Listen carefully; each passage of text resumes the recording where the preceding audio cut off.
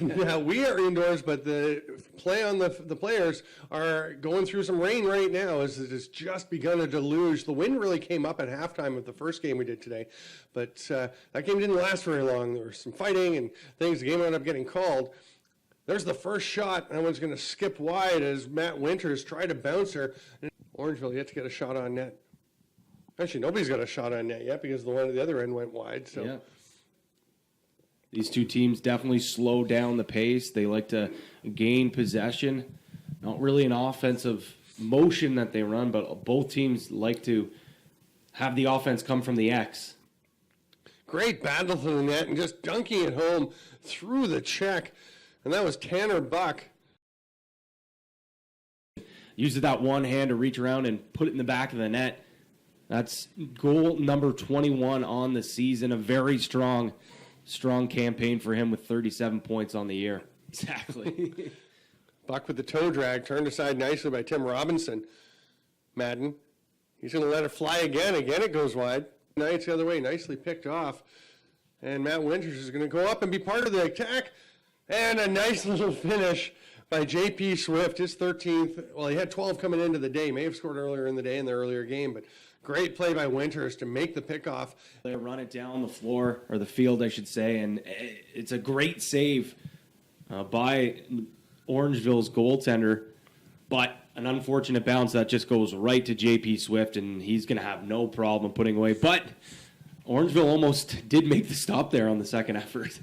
Way too much room in the middle if you're Oshawa, and Quentin Schneider just steps in there. He came into the day with 13 goals, and he pots another one. Yeah, as I say it, it's wide open in the middle. They're so spread out, there isn't enough room, or there's too much room, I should say, for a slide to come. He's trying to pick him up, and Bell slips away from Winters. Doesn't get the pass from Buck, though, who's going to run it out himself. Looked like he was thinking about behind the back. Instead, it's just a little backhand tuck shot.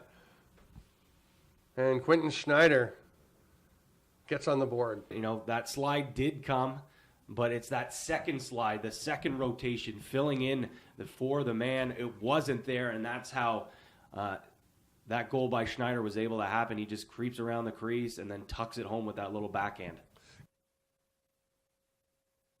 The stick. Yeah. There, now he's ready. Goes for the rebound. Almost worked out for him, but a nice job by Wesley Carew to corral that loose ball. A Graham Palmer impression. He doesn't have Larry Fitzgerald there hauling those in, though. No. Making it rain out here. The wind really picking up, in fact. That's a great save by Carew. Buck with the pass across, and De Silveira decides to slow things down a little bit. Madden goes back to Buck. Pratt with a little run up from behind. But instead they're going to go to Schneider, and he'll back off for the dodge from the top. Goes chest dodge. Offhand pass to Buck. Oh, beautiful fake by Buck. And tucks it home. You can see why he came into the day with 20 goals and adds another one here, making it 5-1 Orangeville. Just a gorgeous, gorgeous play to grab that ball. It's a great pass, a little bit too high from Schneider, but good job on Orangeville recognizing that Schneider got a switch there, got the short stick. They go out to the top, get that dodge. Schneider beats his man, and so does Buck with the back cut. And it's just a beautiful catch and an even better finish with that fake, as you said, Stephen. And Carew was all over the first fake. Yeah. But pretty hard. Here comes Dufresne off the face-off, scores. That's a great way to try and halt the momentum and get it back for your team. For Oshawa, actually, I think we saw Owen Agnew in warm-up. Dufresne's been taking everything and doing very well. Yeah, he's been great, and that's great too when you have a player that's not just a face-off specialist, but that can do something with the ball when they do win it to themselves. Really, this one, and that means Hamilton. I believe that means they will be out of the playoffs. Yes. So that's going to change things up quite a bit and gives Orangeville a chance to step into that, right into the mix in that top six, going for the championship. There's a shot on the run by Highland, Quinn Highland. What a great sidearm rip. A perfect rip on the run, and like you said, throws that sidearm, throws off where the goalie's trying to read it, and Dunkerley just can't quite get onto it. And what a game Hyland's been having. Great in his own. There's the cutter. He's going to have the ball jarred loose, though. Colby Hales couldn't hang on to it, but once again, Winter is there to bail him out. Oh, great strip. That was Matthew Ackerman knocking that ball loose, then gets the pass ahead, and Aiden Flannery can go for a run. Big time strip, but this time, not only does he take the strip, he also picks up the loose ball and moves it upfield. Then Hyland goes down to the crease, across to Swift, all kinds of open net. He won't miss that one. Great tic-tac-toe passing. Yeah, and Hyland once again starting this off, moving the ball in transition, but that's just perfect tic-tac-toe passing. And we saw we saw him earlier take a shot. JP Swift almost got stopped with an open cage. So what does he do this time? He puts absolutely everything he can to make sure that the goalie, Dunkerley, has zero chance at saving that ball. Trying to hit some long bomb passes. They haven't generally worked out that well. This time he just makes the short handoff, and then his defender throws it away. Here comes the pressure. There's Schneider. He takes a big hit. Ball's popped loose. Kicked ahead by Robinson. He runs his man over. Penalty coming. Is that going to be to Robinson?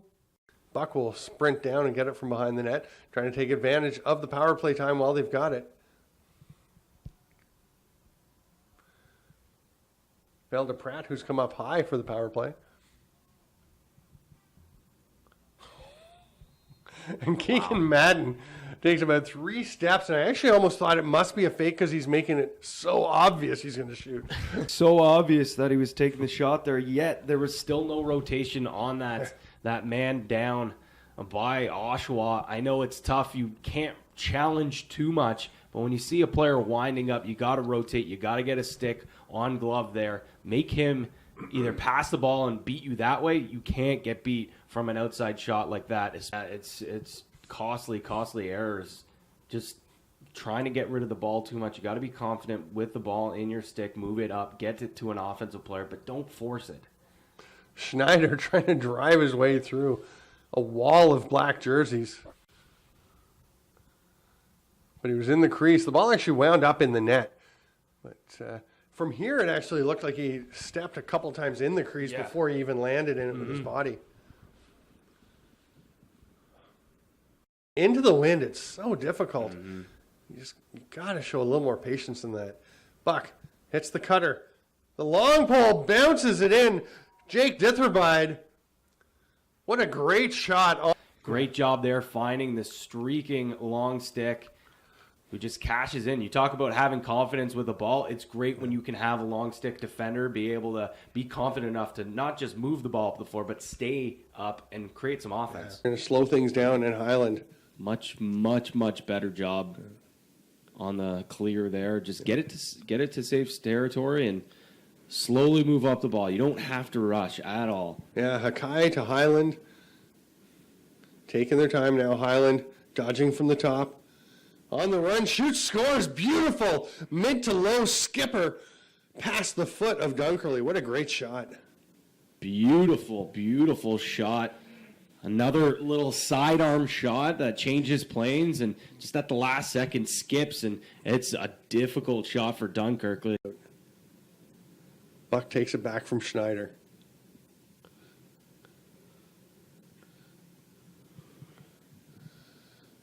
Oh, what a goal. Tim Robinson all over Buck, but he gets that bouncer up right under the crossbar.